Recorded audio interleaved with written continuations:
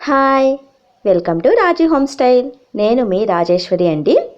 ఈరోజు రాజీ హోమ్స్టైల్లో అలా నోట్లో పెట్టుకుంటే ఇలా శుతిమెత్తగా కరిగిపోయే విధంగా కేసరిని ఏ విధంగా తయారు చేసుకోవాలో సింపుల్ ప్రాసెస్లో ఈరోజు వీడియోలో నేను చూపిస్తాను. చాలా బాగుంటుంది.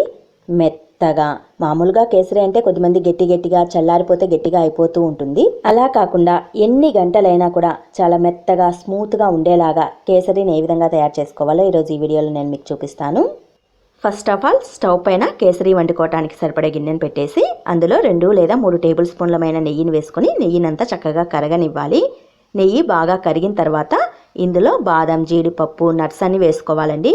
నేనైతే ఇవి మిక్సింగ్ నట్స్ అనమాట. వండర్ నట్స్ అంటారు వీటిని, సూపర్ నట్స్ అంటారు. డిజార్ట్లలో ఎక్కువగా వాడుతూ ఉంటారు. బాదం, జీడిపప్పు, కిస్మిస్ వేసుకున్నా సరిపోతుంది. వీటినన్నింటినీ దోరగా వేపుకోవాలి. కేసరి టేస్టీగా ఉండాలంటే మిక్సింగ్ నట్స్ని వేసుకోండి. ఇవి చక్కగా వేగిన తర్వాత ఇందులో రవ్వను వేసుకోవాలి. నేనైతే 1 గ్లాస్ మైన రవ్వను వేశాను. స్టవ్ని లో ఫ్లేమ్లో ఉంచి వేపుకోండి. రవ్వ చక్కగా వేగుతుంది. ఇలా వేపుకోవటం వలన కేసరి అనేది స్మూత్గా మెత్తగా వస్తుందండి. కొలతలు అనేవి కరెక్ట్గా ఉండాలి. మనం ఏ గ్లాస్తో కానీ కప్పుతో తీసుకుంటున్నామో చూసుకోవాలి. రవ్వ వేపుకున్న తర్వాత పక్కకు ప్లేట్లోకి తీసుకొని అదే గిన్నెలో మనం ఏ గ్లాస్తో తీసుకుంటున్నామో దానికి 3 వాటర్ని వేసుకోవాలండి. మీరు కప్పుతో తీసుకుంటే కప్పుతో యాడ్ చేసుకోండి. నేను గ్లాస్తో తీసుకున్నాను కాబట్టి గ్లాస్తో 3 వాటర్ని వేసుకున్నాను. వాటర్ కొద్దిగా వేడైన తర్వాత కేసరి కలర్ని యాడ్ చేసుకోండి. కేసరి అంటే కొద్దిగా కలర్ఫుల్గా ఉంటేనే బాగుంటుంది. సో ఒక చిటికెడమైన కలర్ని వేసుకోండి. పింక్, గ్రీను, ఆరెంజ్ ఏదైనా పర్వాలేదు. మీకు ఇష్టమైన ఫుడ్ కలర్ని వేసేసుకోవచ్చు. ఇందులోనే కచ్చాపచ్చాగా దంచిన 4 యాలకల్ని వేసుకోవాలి. ఇందులోనే 1 కప్పు షుగర్ని వేసుకోవాలండి. 1 కప్పు రవ్వకి 1 కప్పు షుగర్ అనేది పర్ఫెక్ట్గా సరిపోతుంది. స్వీట్ ఎక్కువ కావాలంటే మరి కొద్దిగా వేసుకోవచ్చు. షుగర్ అంతా కరిగి వాటర్ బాగా రోలింగ్ బాయిల్ అవుతున్నప్పుడే రవ్వను వేసుకోవాలి. రవ్వను వేసిన తర్వాత కూడా గరిటెతో బాగా కలియదిప్పేసేయండి. కలియదిప్పకపోతే ఉండలు కడుతుంది. జస్ట్ ఒక 2-3 మినిట్స్ పాటు బాగా కలియదిప్పేసేయండి.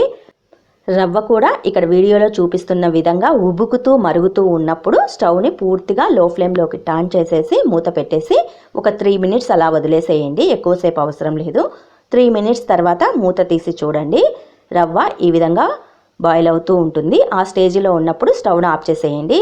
ఇలా పల్చగా ఉన్నప్పుడే స్టవ్ను ఆఫ్ చేసేసుకోవాలండి. చల్లారితే కేసరి అనేది గట్టి పడుతుంది. పల్చగా ఉన్నప్పుడే ఆఫ్ చేసేసుకున్నామంటే గట్టి పడుతుంది అనమాట. ఇందులో మరింత నెయ్యిని యాడ్ చేసేసుకున్నామంటే కేసరి అనేది మరింత స్వీటీగా ఉంటుంది. ఇంతేనండి, శుతిమెత్తని కేసరిని తయారు చేసుకునే ప్రాసెస్ చాలా బాగుంటుంది. ఏదైనా సాటర్డే పూట కానీ ఏదైనా నోటికి స్వీట్గా తీపి తినాలనిపించినప్పుడు జస్ట్ ఒక 10 మినిట్స్లో ఇలా కేసరిని తయారు చేసుకోవచ్చు. మరి మీకు నేను చేసిన ఈ శుతిమెత్తని కేసరి తయారీ విధానం నచ్చినట్లయితే మరికొన్ని ఇలాంటి వీడియోస్ కోసం వెంటనే మా ఛానల్ని అయితే సబ్స్క్రైబ్ చేసుకోండి. Please support my channel. Thanks for everyone. తప్పకుండా ఒక లైక్ ఇవ్వండి అబ్బా.